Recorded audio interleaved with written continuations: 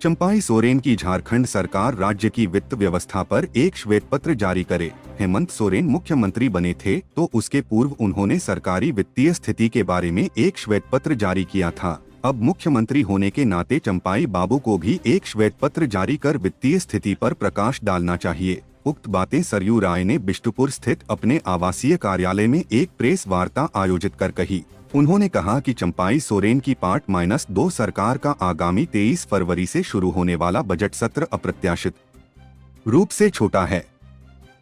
पिछले बार की अपेक्षा में 2024 के बजट सत्र मात्र 7 दिनों का है। इसमें से एक दिन शोक प्रस्ताव में एक दिन बजट प्रस्तुत करने के रूप में समाप्त हो जाएगा। एक दिन विधायकों के निजी संकल्प पर चर्चा होगी, एक दिन वर्तमान वित्तीय वर्ष के तृतीय अनुपूरक बजट पर चर्चा होगी। इस तरह कुल मिलाकर बजट पर चर्चा के लिए मात्र 3 कार्य दिवस बचेंगे, यानी अधिकांश विभागों की बजट मांगों को गिलोटिन कर दिया जाएगा।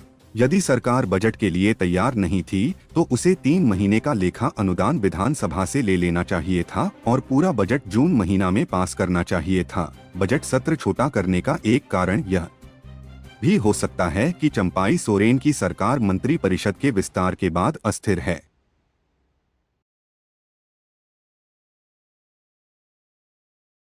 हेमंत सोरेन जी मुख्यमंत्री बने तो उसमें भी 18 दिन और 17 दिन का सत्र हुआ था। 2020 में मैंने लिख दिया, 2020 में, 2021 में, 22 में, 23 में 17 दिन 18 दिन का सत्र हुआ था कार्य दिवस। और इस बार का कार्य दिवस केवल 7 दिन का है।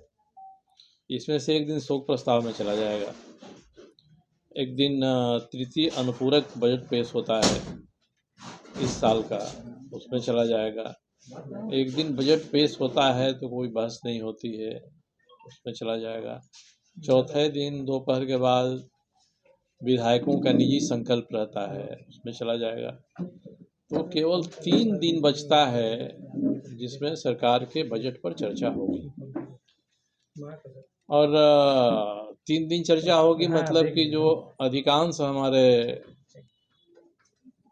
विभाग हैं उनके बजट की मांग को गिलोटिन कर दिया जाएगा, फांसी पर चढ़ा दिया जाएगा। गिलोटिन शब्द है, उस पर कोई चर्चा ही नहीं होगी।